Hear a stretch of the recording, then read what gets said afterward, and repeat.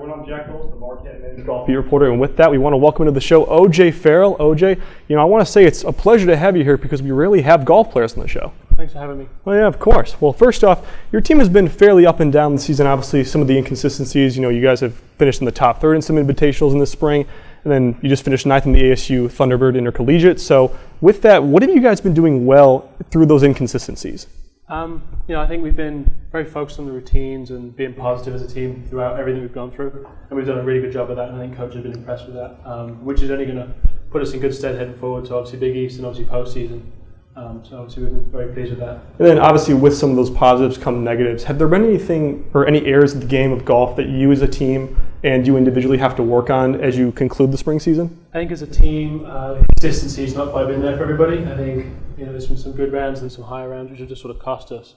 I think as an individual, I think I've done a good job of being consistent and putting rounds together and saving rounds at the right time, which has really helped out the team. But I think going forward to obviously conference, everyone's going to sort of have to do that and sort of step up now. And looking back at that ASU Thunderbird Invitational, you had a pretty impressive performance. You tied for sixth place, pretty impressive score there. What's been clicking for you so far this season?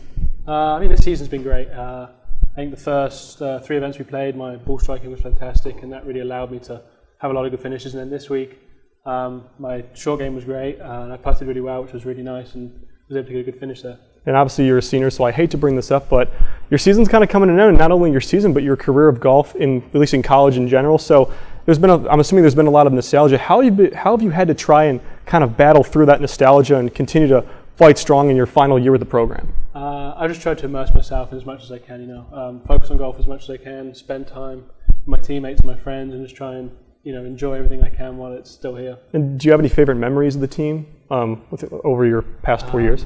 I think winning conference my sophomore year was awesome. I mean, we had 2 team wins in the fall this year, which was a great experience as well. I think a lot of the stuff we just do outside of golf as well has been awesome. You think about that a lot. Yeah, I'm glad you brought up conference championships because you've actually got your final Big East championship coming up in just a couple of weeks. What do you and the team have to work on, or just in general, to prepare for that final Big East championship? Because remember, you guys have won 2 out of the previous 4.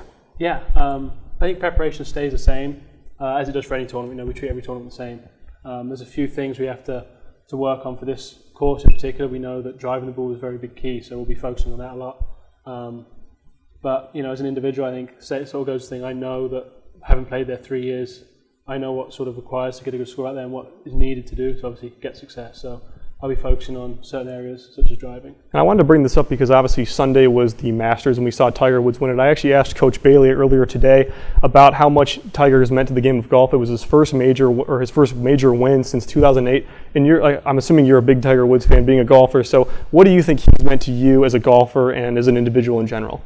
I grew up idolizing the guy, and he was a huge inspiration for me sort of coming into the game, and I always wanted to be like him and still try to be as much like him as I can from a golf aspect. So to watch that was incredible. It was really inspiring, and it was pretty emotional actually. I think we were all sat in the apartment watching it and just cheering him on the whole way, and it was incredible to see, especially with everything he's been through. To come back and do that's incredible. And then I just have one final question for you, OJ. Obviously, I brought up nostalgia earlier. Do you have one favorite thing that you're going to miss the most about this program, specifically? Whether it's a player, I know I brought up memories earlier. I think golf's such an individual sport. Being part of a team, just such a different dynamic that brought to the game. I think I'm going to miss that the most, just being a part of the team, because this game can be lonely at times, but being a part of the team makes it a little bit more special and a little more fun. Okay, well, thank you so much for being on the show, OJ. With that, we're going to take a short break, but when we come back, we'll be discussing an athlete's personal story on his journey to Marquette. So don't go anywhere, because Golden Eagle Sports Report will be right back.